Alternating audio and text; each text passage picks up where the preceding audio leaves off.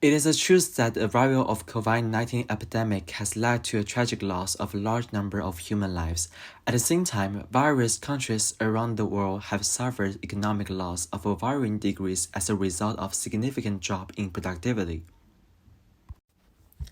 Productivity is related to the speed and the quality of a country's economic development. Doing our further research in productivity, we found a striking paper talks about why is productivity slowing down, written by Alan Goldin, Patty Cortipius, Francisco Lanfone, and Julian Winkler. In this paper, they researched on the slowdown of labor productivity and examined the contribution of different explanations to this decline.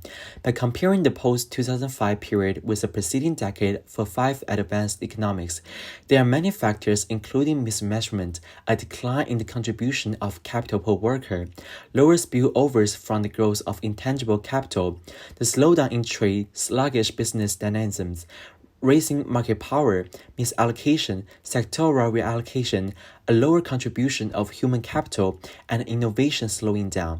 Today, we would like to focus on Section 7 of this paper, which mainly talks about how lower allocated efficiency and higher competition contribute to the slowdown of TFP, and further leading to the slowdown of productivity.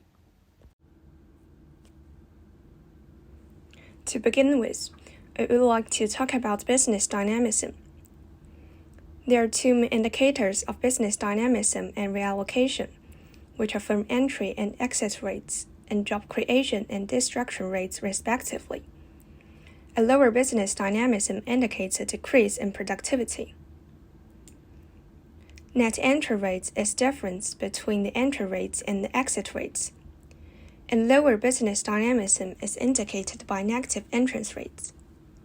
As you can see, Figure 1 shows between 2000 and 2015, the exit rates in 18 OECD countries was almost constant, while the entry rates is decreased, which led to a fall in net entry rates and lower business dynamism.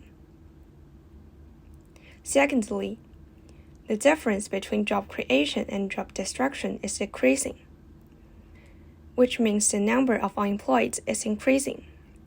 More unemployment means less business dynamism, which leads to lower productivity.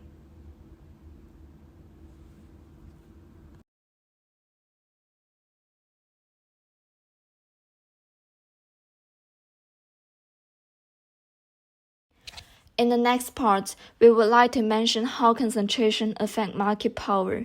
Market concentration is the proportion of the market share of particular vendors or companies to the total market share. Market concentration and market power are closely related. When market concentration increases, the market power of the dominant firms also increases. This is because when fewer firms control a larger market shares, they can influence market prices, output, and other essential market variables to a greater extent. As a result, firms with higher market concentration can potentially charge higher fees, earn higher profits, and exercise greater control over the market. In addition, they may also able to limit competition and entry by new firms, which can further enhance their market power.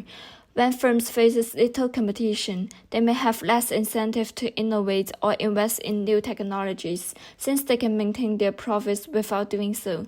This can result in lower productivity and slower economic growth.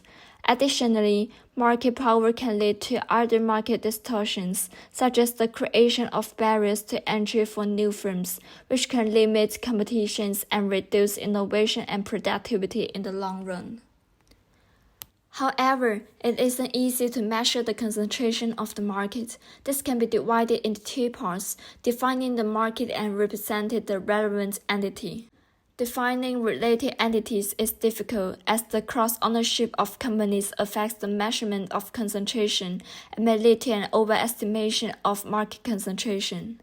When multiple firms are owned by the same parent company or a small group of investors, their market shares can be consolidated, leading to an inflated measure of market concentration. Moreover, for the market definition, although concentration has increased nationally, local concentration has declined, especially in narrower geographical descriptions of the market. However, as the dataset is limited to the needs that has been revealed, It is not apparent whether the data is representative of the data body as a whole. Markups are also an important factor in market power. In the last decades, companies have increased their use of intangible assets, especially IT, and therefore fixed costs have risen. The data here indicates that the marginal product of IT investment increases with size, which implies more significant economies of scale. So companies must charge a higher markup on marginal costs to cover total costs. There was also a rise in pure profits. Thus, the increase in market power can be identified. When a few firms dominate a market, they may have less incentive to invest in innovation or efficiency improvements since they face less competition and can maintain their profits through other means, such as raising prices. This can lead to less creation and less efficient use of resources, slowing down productivity growth.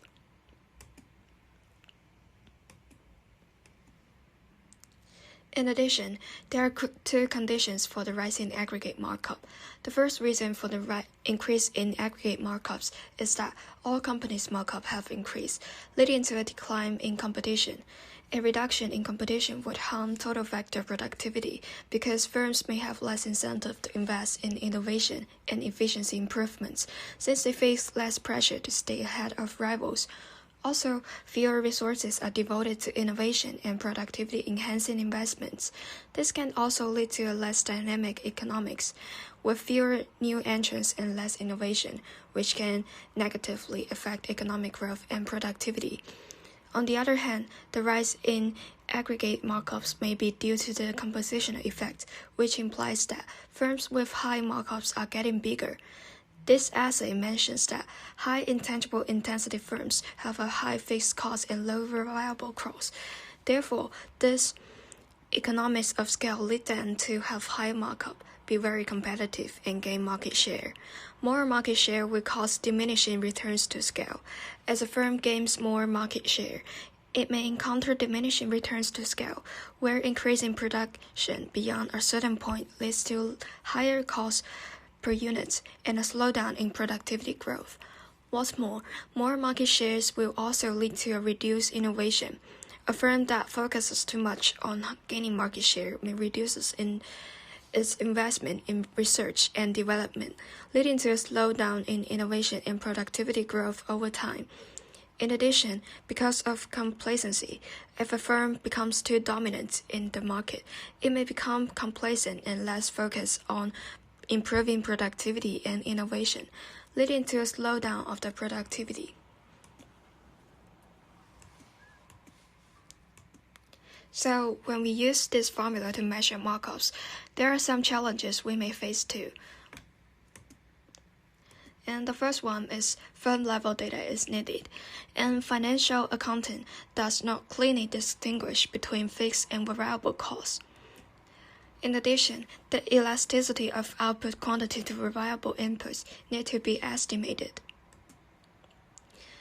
Also, differentiated products may be a problem.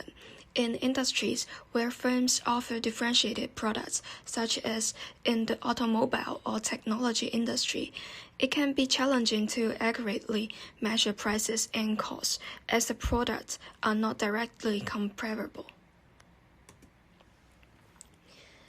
Finally, quality adjustment may be the last problem.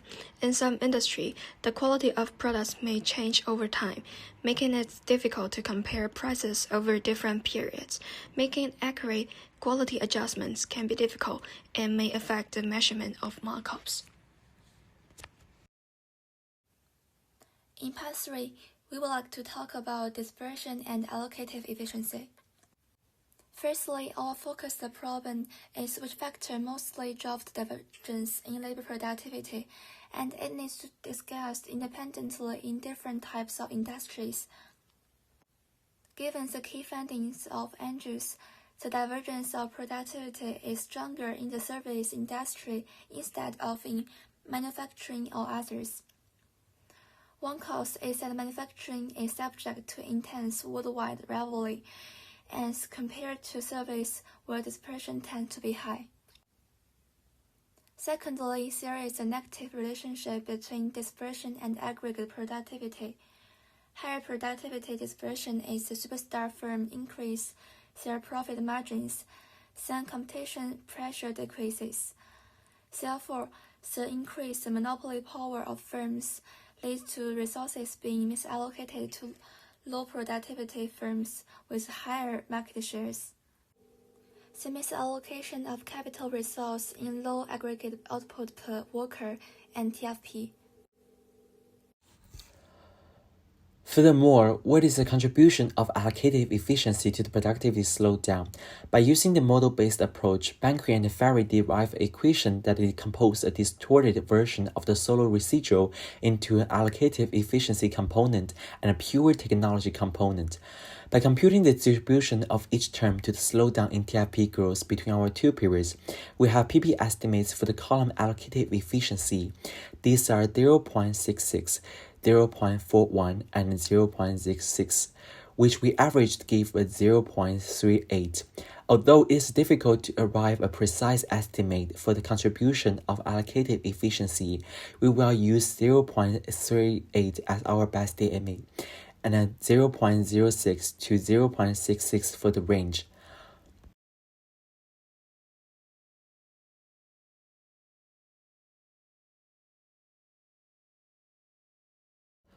However, there are some issues with the table. First, the data could be mismeasured. Second, we use solo residual instead of distorted solo residual because allocative efficiency component does not depend on the aggregated output, capital, and labor growth data, but only on the input-output tables from the BEA and the estimates of the markup. Lastly, we do not have compared these other countries.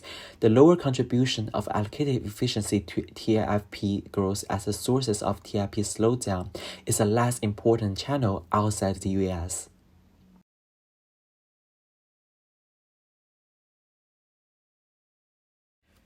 In the conclusion, we would like to reflect all the points and research we found in this paper. And this paper is mainly talks about how the market power and business dynamisms and also the allocative efficiency affect the productivity and how it contributes to the slowdown of the productivity. And in the end, we still have some question about the limitation of our assumptions and also about sectorial heterogeneity about the productivity and also its automation and productivities, because now we got a huge technology development and how it will be affected productivity, and we still need more research on this. And that's it. Thank you.